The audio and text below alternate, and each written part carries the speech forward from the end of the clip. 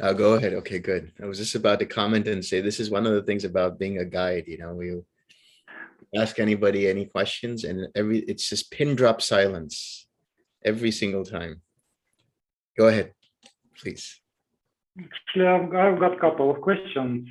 Maybe, first of all, thank you for the possibility to attend the retreat. Thank you for your efforts. Thank you to you, and still it was deep wisdom, maybe little bit different angle of view, and it was very useful. And I've got a question. Could you please explain, is it maybe difference between self-retreat and guided online retreat? Except direct teacher communication, maybe a teacher do some special preparation or practice to give, in order to give some additional merit to the students, and if so, maybe what is the best way to get this merit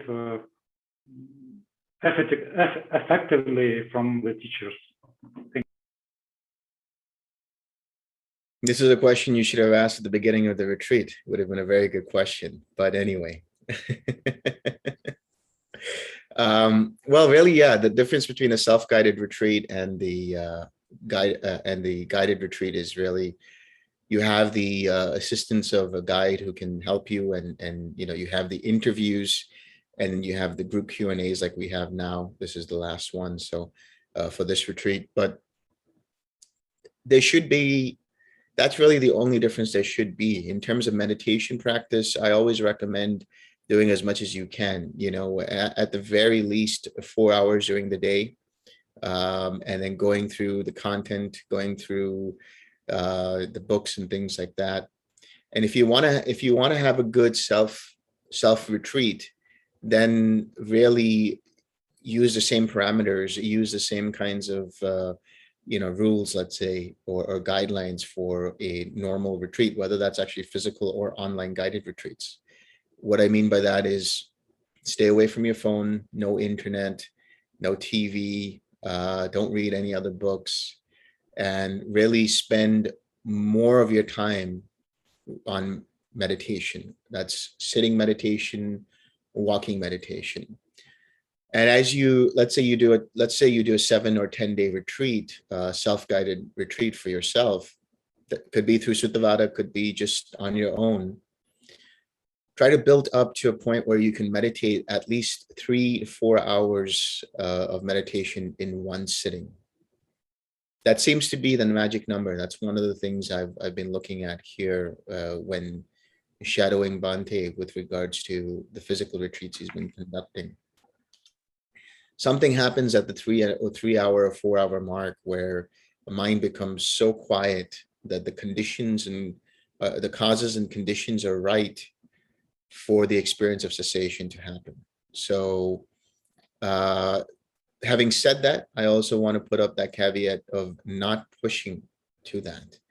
Let the mind, become comfortable with sitting for an hour and a half initially. Build your way up to 15-minute increments, 20-minute increments, and then ultimately I would say by the 6th or 7th day you want to be able to meditate at least 3 hours, if not more, and that's really that should be the standard, I would say, whether it's a self-retreat or a guided retreat.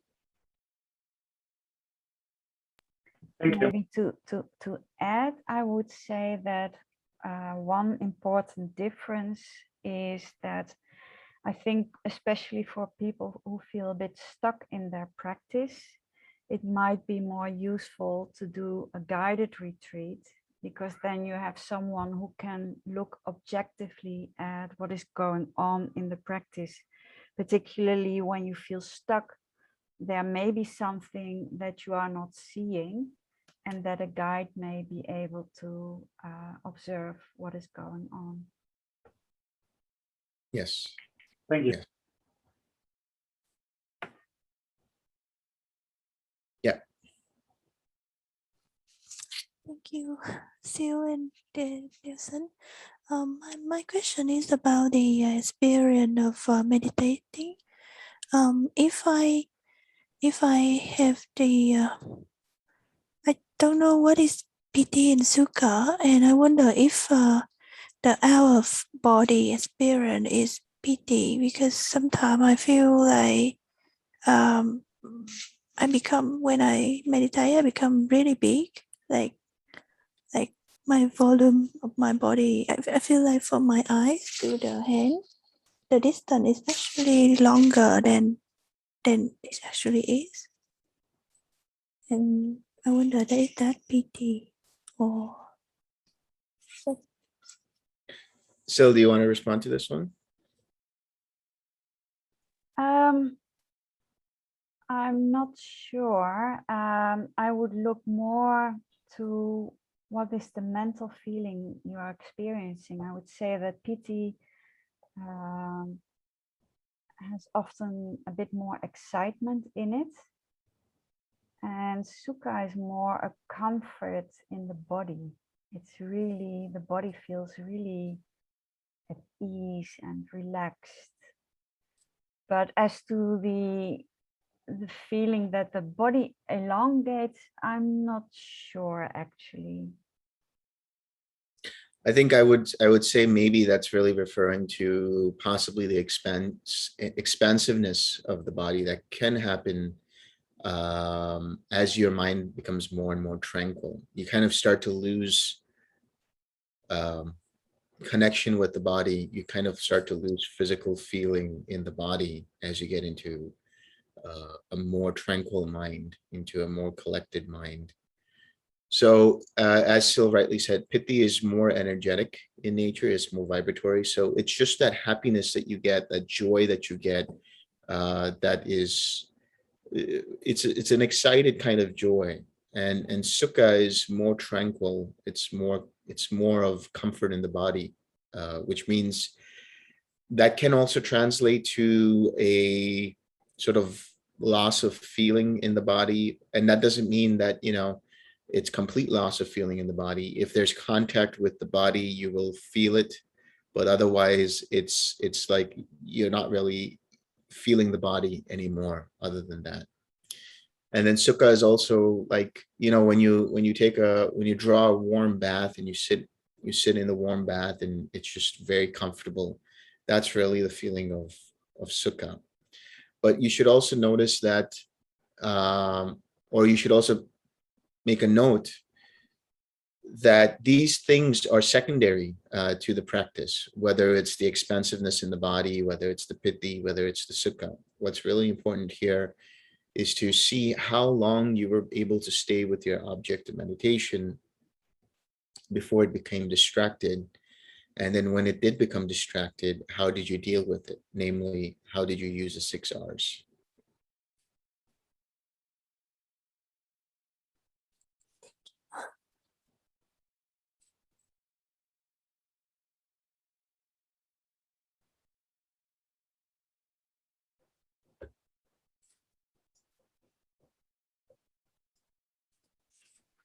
Bob, you're uncharacteristically silent this time. What happened? I'm just listening. It's all good. I appreciate your answers. I like what you said about the self-guided retreat, and it actually was exactly what I was wanting to hear. So I wanted to compliment you on the book. I've started delving into it, and it's quite encyclopedic. So there's a lot of information to take in, but I'm kind of looking forward to using it in an ongoing fashion and really just kind of stretching out this retreat to just keep going in retreat on my own moving forward. So that's why I appreciate the comment that you made. Sadly.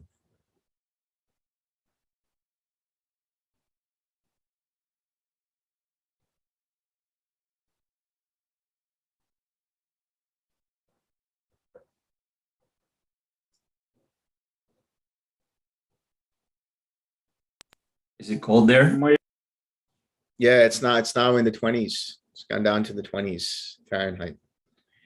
So when I walk out of the cabin to go to the bathroom, I have to make all kinds of preparations. I have to wear 3 layers, wear my scarf, and then my gloves, and then my cap, all just to go to the bathroom.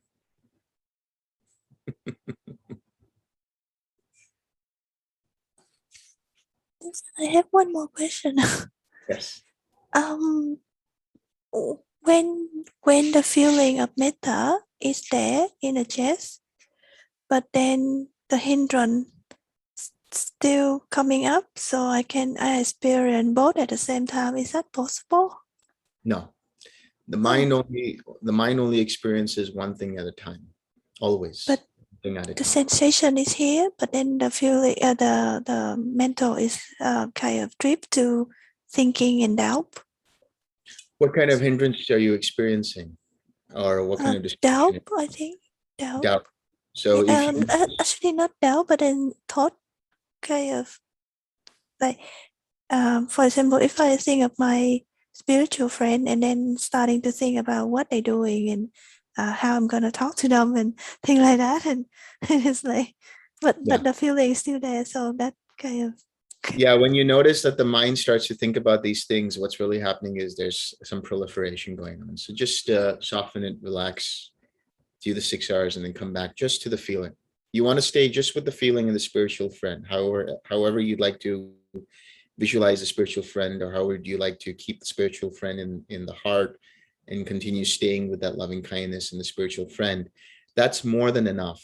If your mind starts to deviate towards thinking about what they're doing or how they're feeling and so on and so forth, then you might feel good about it. No doubt you might feel good about it, but ultimately the mind is no longer on the object, strictly speaking, which is the metta, whether it's to yourself or to the spiritual friend. So if you notice that those thoughts are in the background, like your collectedness or your attention is collected around the metta, but then you might start to think about this here, but it's not taking your attention completely away from the metta, then that's fine, because those thoughts will go away. But then if you start to notice that you've gone into a rolling of thoughts of different things about your spiritual friend and you're no longer on the object, then that's the time when you recognize to do the 6 hours and return back to the loving kindness.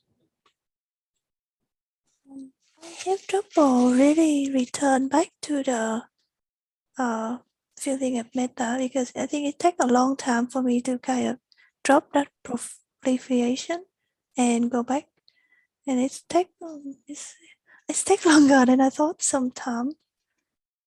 Yeah.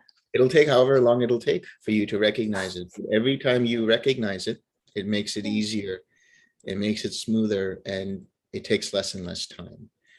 The recommendation here is, if you're able to return to the object of meditation upon recognizing, you're only doing 2 steps of that whole process. And it's very crucial to actually do the whole process of the 6 hours, because when you do that, when you recognize you're stopping the hindrance right there and then, that's good. When you take your attention away from it, you're no longer feeding that hindrance. You're no longer feeding that distraction with your attention. When you relax, you're letting go of any of those formations that had arisen based on those hindrances. And then when you smile, it brings up a more uplifted mind, and then you return and you have the mind that is collected around its object. So it's crucial to actually do each step of the process. And remember, it's not like you have to stay on one step for too long. Just in the seeing of it, in the recognizing, you recognize, you let go, you relax, you smile, and you return.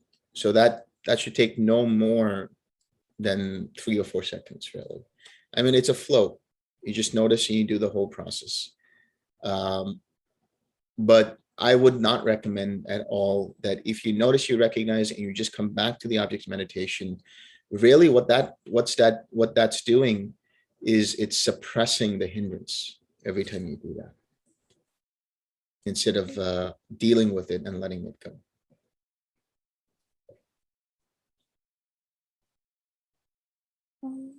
Delson, when you say letting it go, do you go back to saying like how do you actually send the metta to the person? Like, do you say a thing, like say a sentence or in your mind, or just like keep that feeling and keep the person? I just not so clear about it. When I say let go, I'm not referring to the metta. When I say let go, I'm referring to the hindrance, meaning relaxing the hindrance. But when you come back, when you return back to the metta, it's just coming back to the feeling. If it helps for you to be able to verbalize just one time, and then feeling comes up, then stay with the feeling, go to verbalizing. But if it's easy for you to just come back to the feeling, because you will know what that feeling is. And that's why you do the smile, because the smile is an anchor to the loving kindness. It's an anchor to kusala feelings. It's an anchor to wholesome feelings, whether it's compassion or loving kindness or whatever it might be.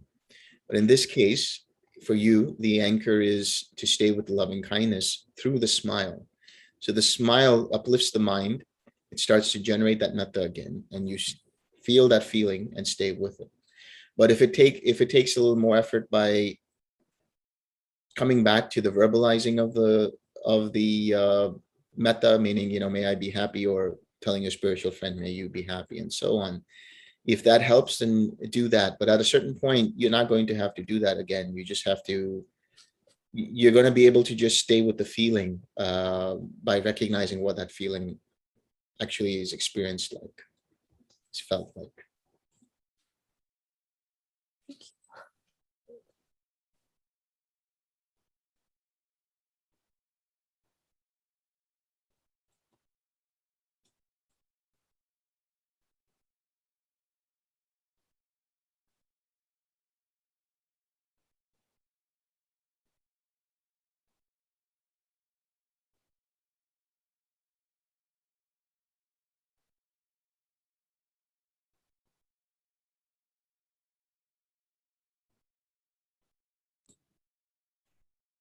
Delson, can you give some explanation to how when one is in a nothingness and then that transition into the quiet mind, how that happened and how that feels like?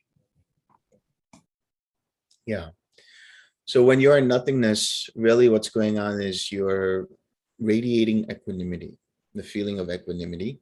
And what happens is, and the way I suggested is, when you're radiating or sending out equanimity in all directions, it's like looking at the mind like a surface of a lake, and just having the intention of sending out that equanimity. And just as you drop a little pebble into the surface of the lake, it starts to ripple and create these waves. So in the same way, that's how you're just looking at your intention of staying with that radiating of metta, or equanimity, sorry. And the equanimity continues on, and you're just watching how that equanimity continues on, and then it might fade away for a bit, and then you do it again. And it continues to go on, and you're just observing how that radiating is going on, and it might stop again.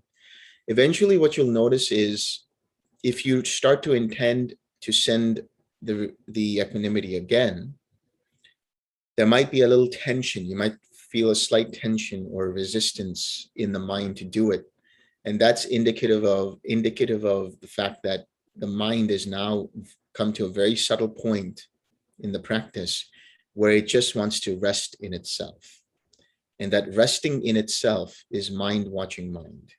That resting in itself is the quiet mind.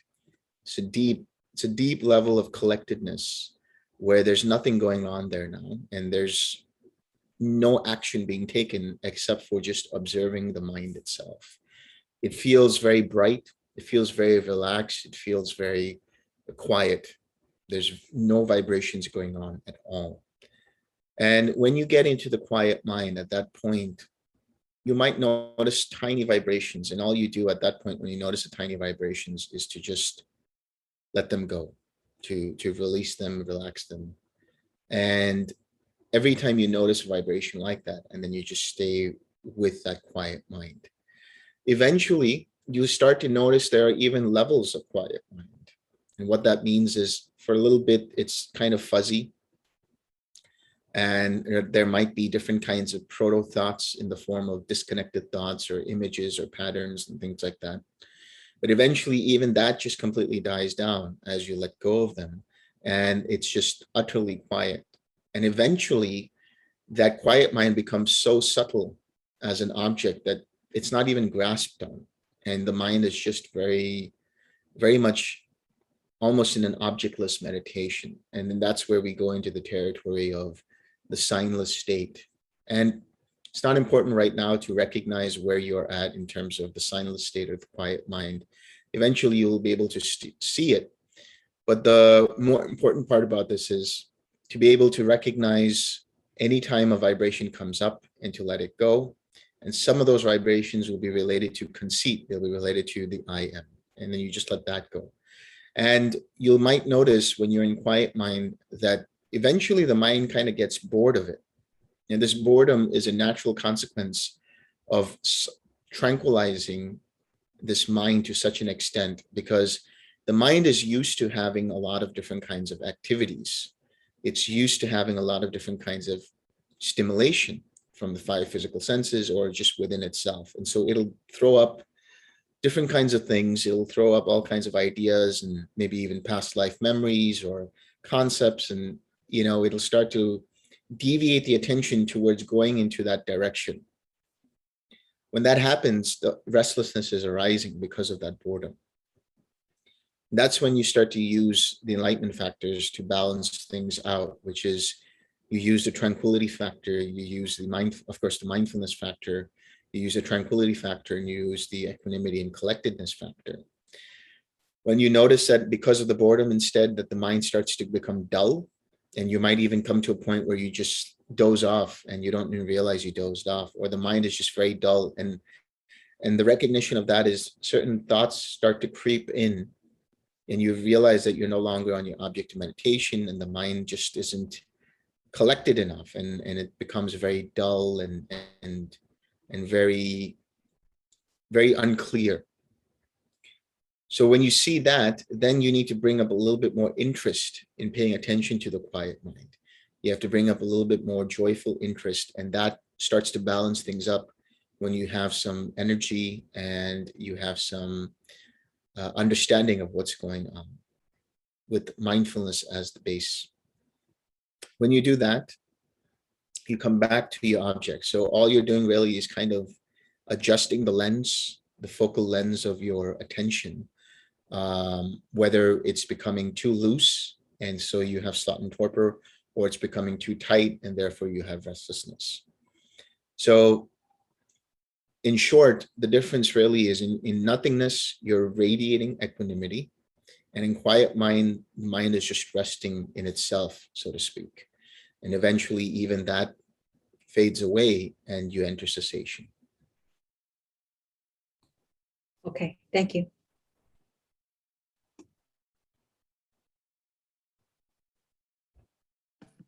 Delson, I have one more practical question. Yes. And it kind of relates to the ongoing practice. When I get up in the morning, I like to get up and just go to my meditation chair and start meditating. I've heard Bhante and David kind of counsel, get up, wash your face, whatever, brush your teeth, go get breakfast if you want, do something else, and then go and sit down and meditate, which I don't do, just because it feels like I kind of take in too much, during that process versus just going and sitting down. So I was just going to see what your thoughts or advice were regarding that. It really is dependent on what works for you. I can understand why Bhante or David would say that, because For some people, coming out of sleep and then going back into meditation, it might not be the best sit for them necessarily, because there might still be some slot and torpor, there might still be some sleepiness and things like that. So just to get things going in terms of just going, freshening up, and then even just going and freshening up and washing your face might just be enough, just to get the body moving, and then coming back to sit. I mean, I would suggest maybe just doing that. But if for yourself, in your personal case, let's say if it works that you come out of sleep and you go and sit and it works, then that's fine too. If you use the example of the Buddha, according to his so-called routine, he would wake up and then actually go and wash his face and do all of his morning, routine, and then come down and come back and sit and then, radiate compassion or whatever it is. But it's different for different people. So whatever works for you, you should see what works for you. Experiment and see if after going through a process of, freshening up and then maybe having breakfast and then coming and sitting, if it's different than when you just wake up and then go and sit, then when you just wake up, wash, and then go and sit. So experiment and see what works for you. All right, thank you very much.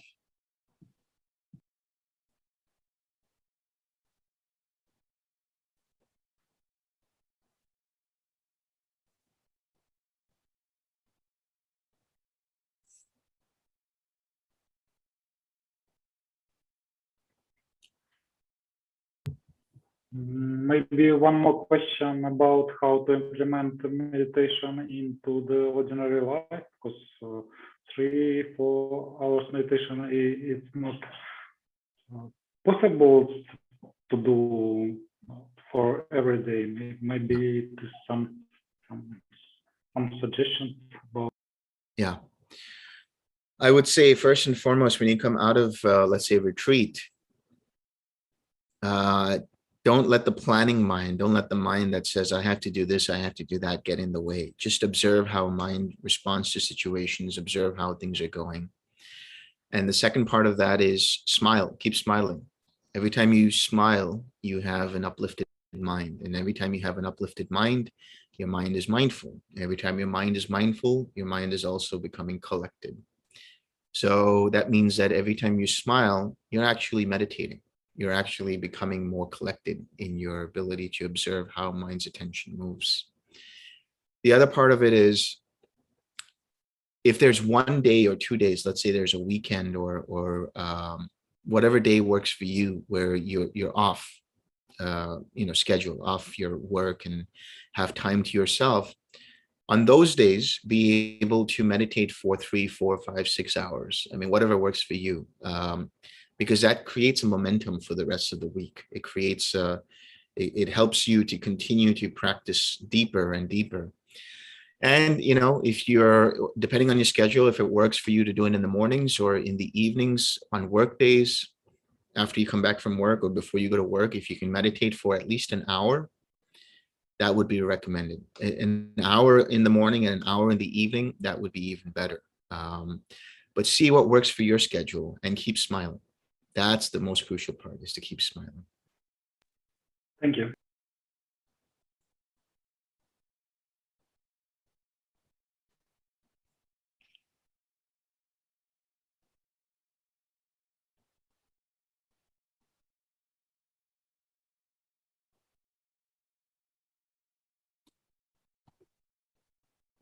Delson, I have a question. Buddha said that he has knowledge about his own multiple lives and other beings' multiple lives. And then I was curious about where are those information stored and how did he access to those? Oh, where's the information or the memories of those past lives stored? Is that the question? Yeah. Yes, and also would, like, I understand maybe his own memory, maybe he has his own memory, but what about how will he know about other beings' past life? Yeah. So in the case of knowing one's own past lives, what you're dealing with is formations. That's why when you're in the 8th jhana, that's why when you're in neither perception and non-perception, what happens is sometimes people have memories of past lives. Like they say, they see things in their mind, which they don't recognize. It's like it was from a past life. And the reason is because formations are arising and starting to show up these packets of memories. So these memories are stored, so to speak. The storage device for that is the formations, the sankharas. And so the way to access past lives is to, first of all, get into the fourth jhana and start to remember certain things and allow that remembering process to continue in the reverse order. So what you did for today, what you did yesterday, certain things come up. And then what happens is you're starting to access certain formations that give rise to those memories or the experience of those memories. And eventually it comes to a point where you start to look at things in a more rapid manner because it starts to rewind, if you will, different stages in your life, in this present life and even in previous lives later or before. And the key here is to understand that not all the things that you're going to see are necessarily going to be vital or important. They're just going to be there and they're going to show you a deeper understanding of dependent origination.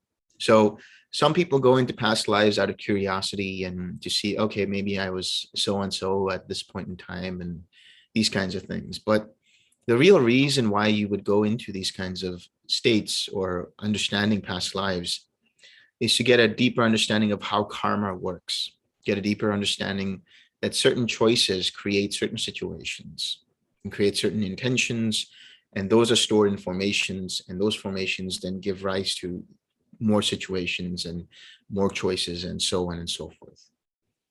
And in that process, you're starting to see how dependent origination works.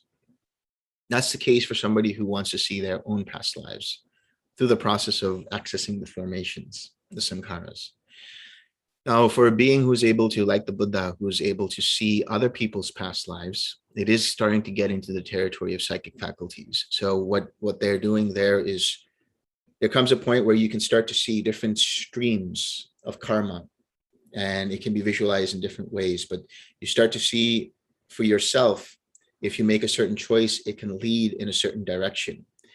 And this is where psychic faculties comes into play, because then the mind places its mind on another being's mind. So it's a level of, let's say, reading a person's mind or mindset and starting to understand the choices that they've made, and dependent upon the choices that they've made, what choices are potentially going to be made for their future, as well as what choices they've made previously, and then leading that, going back in that same fashion to be able to see what formations arose to give those choices, and then what formations arose dependent upon previous choices in that person's life or in that person's previous lifetimes. So in one of the daily notes, and then you mentioned that upon death or our own death, and then we had a chance of kind of seeing the reflection, like a flashing of our own life. But what you described about earlier about how if we were wanted to assess it, like if right now we want to assess to the past life, it sounds like there'd be more effort that needs to be put in. So what's the difference between now and that time of the death? That is this because at the death there's the body, the aggregate is not there to maybe become a blockage or hindrance to, so that makes it easier to access to what this whole life is all about, the memory. In the case of the first case where you're doing a practice where you're looking at different lives, there is an effort insofar as going into the fourth jhana and then making the intention to see, but then you're just observing how things are going. At the point of death, it's automatic. It's like, how do you, unless you're doing lucid dreaming, for example, like how are you able to control that, what dreams arise and so on and so forth? In the same way, at the moment of death, whatever thought arises happens automatically. If I was to ask you now, and I'm borrowing this from a friend, from Kuhn, which is, if I ask you now to think of your next thought, would you know exactly what your next thought is going to be? No, You're not really able to no, know I it don't because know. it's just a series of causes and consequences that give rise to the next thought, but you won't be able to effectively know, anyone wouldn't be able to effectively know what the next thought's going to be. But it happens seemingly automatic, dependent upon causes and conditions. So in the case of, let's say, somebody dying or somebody who has a near-death experience, it just happens through that series of causes and conditions without any intention there.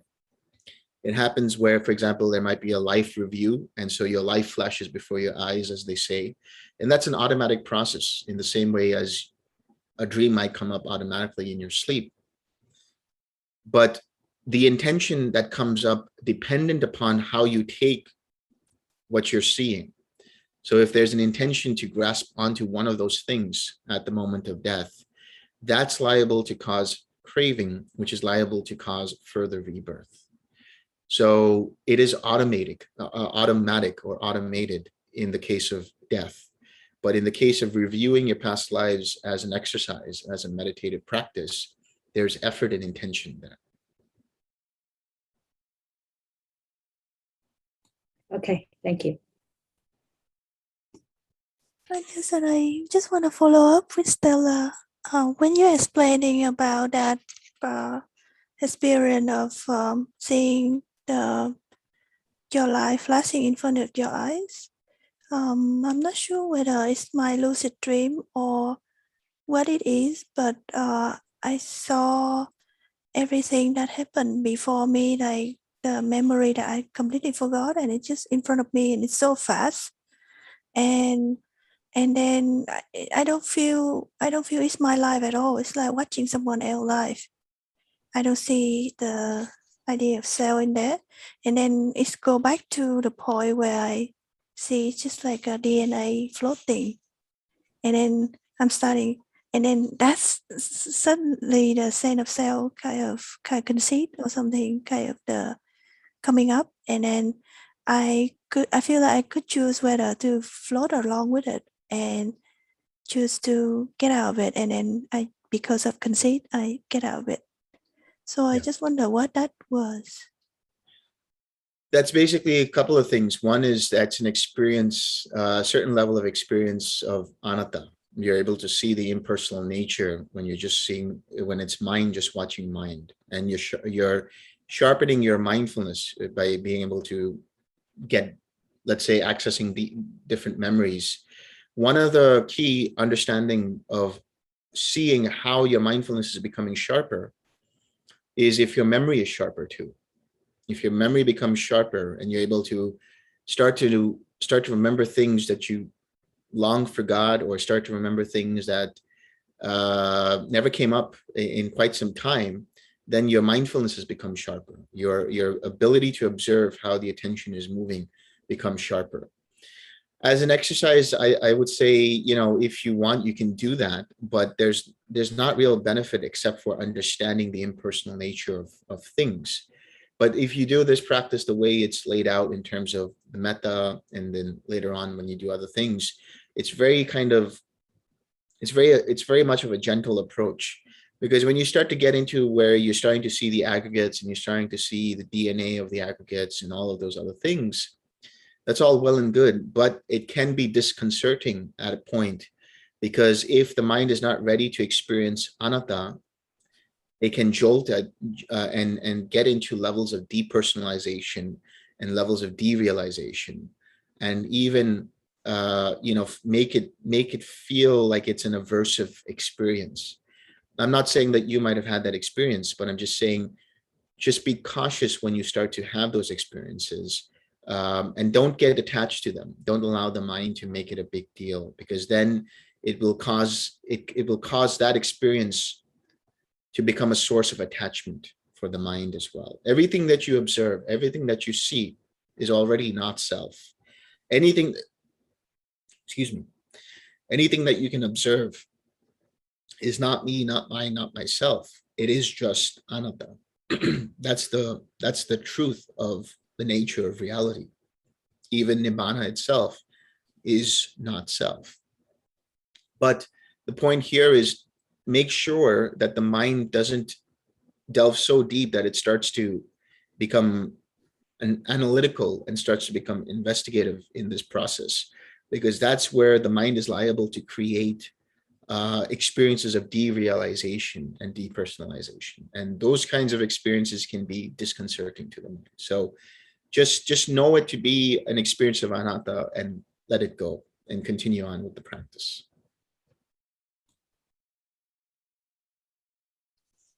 Thank you.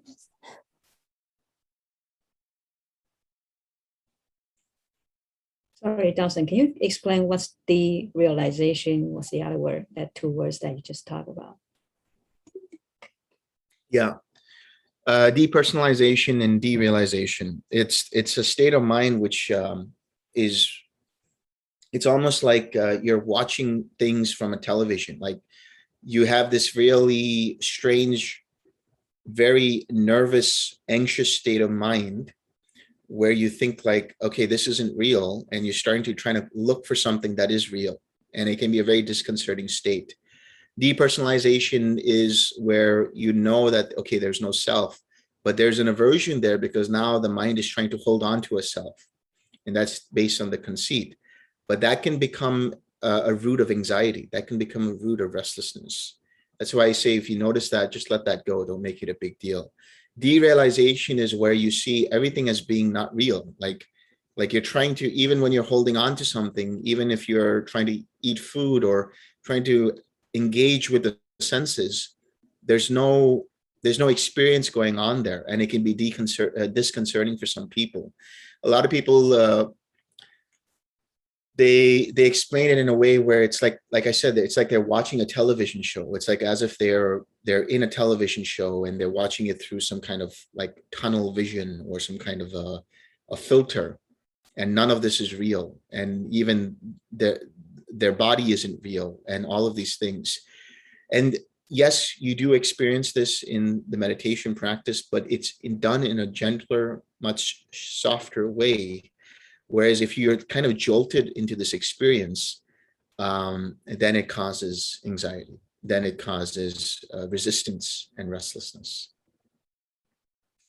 Listen, may I know what did I do to be like that? Because I have no idea what I do, and I don't want to do it again. Like to get into that, just like I have no idea why it's happened, and it happens because the mind lets go. It continues to let go and starts to get a deeper level of anatta experiences. It just has a realization and insight that comes out of seemingly nowhere, but it's just because the causes and conditions are right for that experience, and it happens through a process of releasing. So if you're just letting go and just observing the impersonal nature of things, not taking them to be self, it becomes deeper and deeper, and you're able to see that. Sil, do you want to add anything to that? No, I think this was a great explanation. Well, maybe one thing. Yeah. I mean, it's very interesting talking about past lives and things like that. But first of all, for certain experiences, it's best to have a certain level of equanimity so that the mind is not that easily shaken. And also, all these insights are really great in a sense, and they are really adding wisdom to intellectual knowledge. But like Delson said, you have to let them go. It's good to contemplate after the meditation, for instance, hey, what happened here? And then let it go and just continue to practice, because the ultimate experience that we can experience is becoming an arahant, and everything else fades in comparison.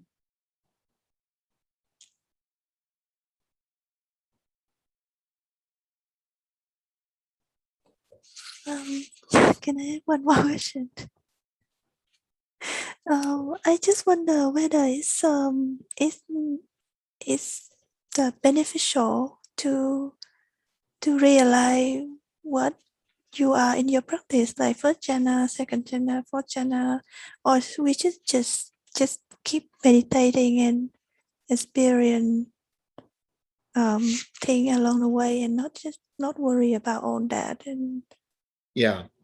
It doesn't matter. I mean, because there's a couple of reasons I say it doesn't matter. One is if you get to start to recognize you're in this jhana or that jhana, it can be liable to create some kind of conceit around that, some kind of pride around that. And then you don't move forward and you really enjoy that.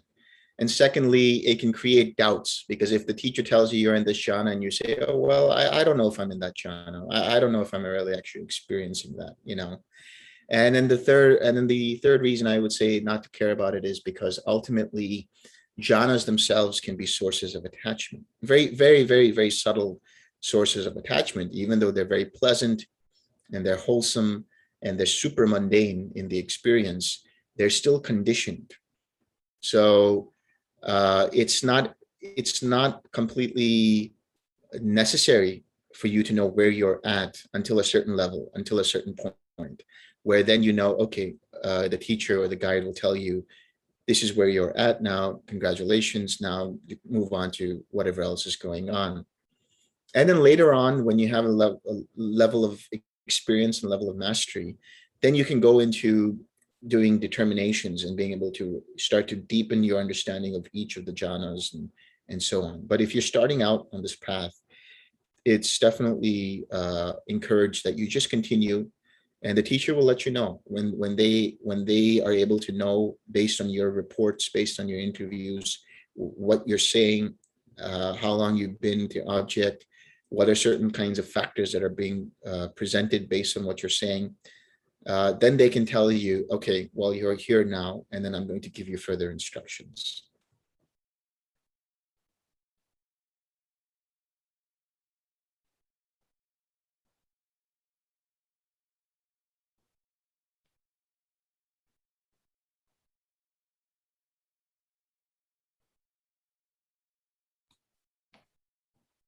Delson, I listened to one of your talks and I was kind of curious about this question. I think you briefly mentioned about Nibbana. Is Nibbana, my question is Nibbana a realm by itself? No, it's not a realm. It's not a realm. It's not a state. It's not an object. It's not anything, and it's not nothing.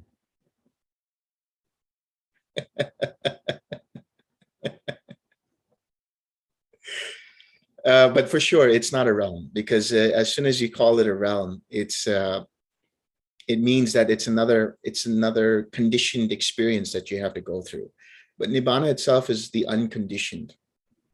It happens when you completely let go of everything, and whenever it happens, it will happen, and you experience the result of that Nibbana experience, which is the joy and the relief and so on. And there's a lot of different, let's say, I think there's like at least 33, if I'm not mistaken, 33 different descriptions of Nibbana, but they're all within the realm of language. Nibbana is the far shore, it's the other shore, it's the island, it's the ultimate happiness, all kinds of ways of explaining it. But it's just pointing to what that is. And really what it's pointing to is the experience right after the experience of Nibbana itself. So Nibbana is not within the realms which are all part of conditioned existence, but nor is it outside of the scope of experience. It is some kind of an experience, but you can only look at it when you review it. When you reflect on it, the mind immediately recognizes it as having experienced Nibbana. Nibbana happens when the mind is able to see the links of dependent origination without attachment. And because of no attachment, no clinging, through non-grasping to any of the links of dependent origination, there is Nibbana, there is liberation of the mind. So a lot of times you'll read in the suttas, his taints were destroyed, or he or she became liberated through non-grasping. And what that's pointing out to is when you get to that level where you come out of cessation of perception, feeling, and consciousness, you see the links of dependent origination, but you see them in such a way that there's no identification with them, there's no personalizing them, there's no clinging to them, there's no reaction to them. And because of that, because there's no reaction, there's no fuel, there is complete quenching of those fires related to clinging, related to craving, related to conceit, related to identification and ignorance. And because of that quenching, which is really what Nibbana is the no fire. But I also interpret Nibbana as being no longer in the forest. So ni means no, and Nibbana, vana can also mean fire. So it's the quenching of the fire, quenching of the fires of greed, hatred, and delusion. But it's also coming out of the forest of samsara, so to speak, coming out of the forest of conditioned experience. So ni meaning no, and vana meaning forest. So coming out of that forest. And another way to understand it is also that the forest being made up of wood, which is for the fire, there's no longer any fuel there. There's no fuel for further existence. There's no longer any fuel for further grasping, for further craving, and so on. So actually, it doesn't matter what the attainment is. When the mind experiences Nibbana, in that process, there is no craving. In that process, there is no conceit. There is no ignorance. What is happening later is, because of the feeling based on that contact with the Nibbana experience, if that feeling is taken to be myself or mine, then there's conceit that arises again. If that feeling is taken to be, something wonderful to incline the mind towards, then there's some kind of craving, subtle craving there. So another way of explaining this process is known as the three kinds of contact: the signless contact, the empty contact, and the undirected contact. What that means is you're making contact. The Nibbana element is made contact with when the mind experiences this whole process. And so this contact is not conditioned. It's signless, meaning it's not taking anything as an object. It's empty because it's empty of any kind of sense of self there. I am not experiencing Nibbana. There is only the experience of Nibbana happening. And that contact is also undirected. I'm not intending towards Nibbana. It's a natural process in which the mind inclines towards seclusion, inclines towards solitude, hence inclines towards Nibbana. So in short, Nibbana is not a realm. Okay, thank you. I was just wondering if that 36 description of the Nibbana is in one of the particular references, or it's across different suttas. Yeah, I'm just curious, like if I can look at it. Yeah, there's a couple of references to Nibbana as being a realm, but it's not really specifically saying a realm. It's really saying there's that dimension of experience that is beyond earth, beyond the four great elements, beyond contact, feeling, perception, beyond conditioned existence. I can't tell you right out of my mind what exactly those sutta references are, but I'm sure later on we can probably add them to the description or in the comments, so you can take a look at it when this video gets published. Sure, thank you very much. Sorry, I have last question here. Is about the cosmology. Yeah. Yeah, I know that you talk about the vertical world system versus the horizontal world system there. So to understand that, is this also possible? I was thinking about the horizontal world system. Is it possible that in another world right now, there's another living Buddha that is teaching? That actually comes from Mahayana tradition. There's a story I remember in the Mahayana tradition. I think it comes from specifically Chinese Mahayana. There's a text called hopefully I'm not butchering the word, but it's the Avatamsika Sutra or something, which is basically the flower garland sutra, but it's a Mahayana text. And what it talks about is where Moggallana Well, it's interesting. So it's not this Moglana that we understand from the suttas. It's a Moglana from a different galaxy who ventures from that galaxy to here to speak with the current Buddha, which is Shakyamuni Buddha, the Siddhartha Gautama Buddha. So that's a Mahayana idea, but within the Theravada experience, the idea is even in the horizontal, if you go all the way as much as you can in infinite space, you won't find another Buddha. So what that's really emphasizing is the special nature of, or the uniqueness, the blessedness of the fact that there is a Buddha who came on this planet, in this galaxy, in this star field, in this system, and no other Buddhas are present anywhere else. I mean, that's quite a way to look at it, to see how fortunate beings are that, first of all, they took birth on this planet where there was a Buddha that set foot on this planet, in that particular part that's called India, well, Nepal and India. But the idea is that if you were to look for, on a horizontal scale, if you were to look for another Buddha, even if there was another Buddha, you probably would not find that Buddha, because the mind of the Buddha or the mind of the Arahant is not discernible.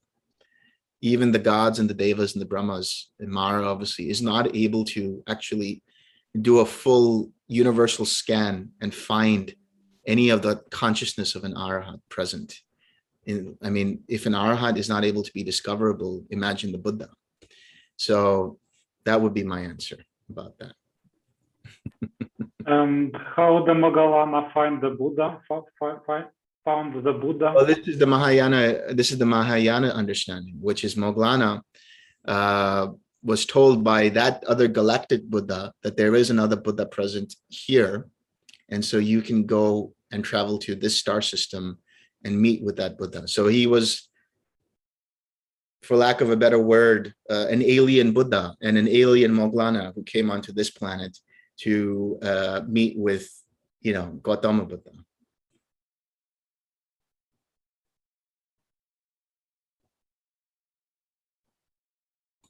Yeah, thank you very much for the answer.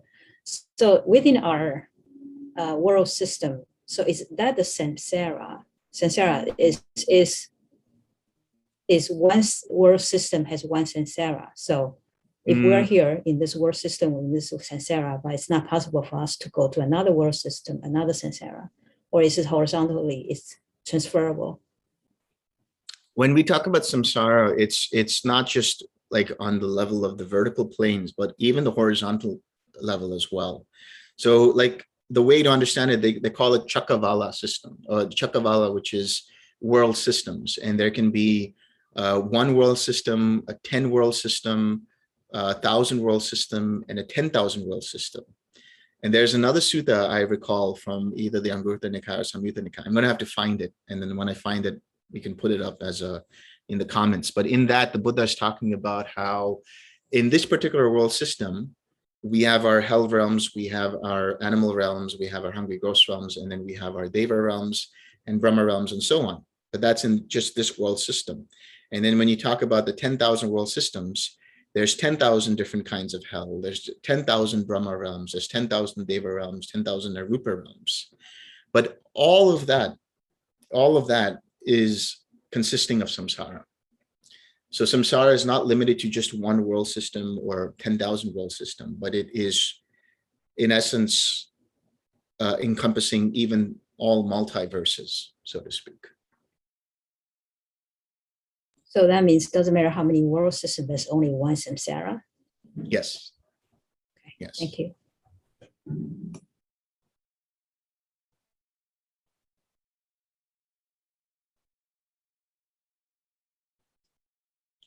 Any last questions? Yes. Yeah. About samsara and Nibbana, is samsara is permanent, like, and then the thing inside samsara is impermanent, and Nibbana itself is permanent. Samsara has no beginning. I mean, the Buddha has described samsara as being beginningless, but samsara is conditioned. It's still conditioned existence. So your experience of samsara is, or our experience, let's say, of samsara through the 5 aggregates is impermanent. So samsara will continue on until there are no more beings taking birth. But so long as there are beings taking birth, so long as there is karma to be played out, so long as there's craving, samsara will continue on. But Nibbana is outside of the realm of samsara. It's outside of the scope of any kind of conditioned experience. So that is why Nibbana can also be understood as being permanent. But when I say permanent, when we say permanent, it doesn't mean that it's some kind of permanent consciousness. What it's talking about really is the unshakable deliverance of mind. It's permanent in the context of the fact that you will no longer return back to samsara. When you experience arahatship, you will no longer experience suffering beyond the 5 aggregates, meaning after the 5 aggregates are dissolved, that's it. That's basically it. There's no coming back to any new being. And therefore, there is no renewal of being. There's no renewal of birth. And so it's irreversible enlightenment, so to speak, irreversible awakening. To that extent, when we say Nibbana is permanent, we're talking about it in that context. Maybe also that the Buddha describes impermanence in 2 different ways. He talks about it on the one hand that it is that it doesn't exist forever, but he also describes it as subject to change.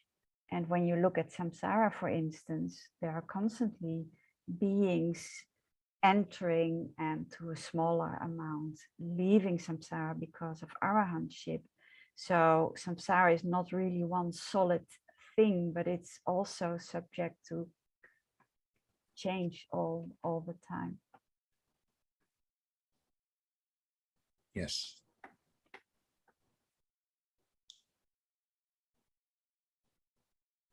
Okay. Let's share some merit. Yes. Before we do that, I want to thank you all for being in this retreat. As a guide, it was a really lovely experience to get acquainted with all of you and giving some nudges here and there. We don't have real limitations to how many retreats you can do with Suttavada, but we do give priority to people who have not done a retreat with us before, but usually there are places left and you can join however often you want. And I want to thank Delson and Koen and Kin and the entire Suttavada team for making this all possible. It's really a beautiful experience to be able to do this work in the Dhamma. So thank you. And thank you to Sil for all the guidance that she's provided. You're welcome. Okay. May suffering ones be suffering free, and the fear-struck fearless be. May the grieving shed all grief, and may all beings find relief. May all beings share this merit that we have thus acquired for the acquisition of all kinds of happiness. May beings inhabiting space and earth, devas and nagas of mighty power, share this merit of ours. May they long protect the Buddha's dispensation. Sadhu, sadhu, sadhu.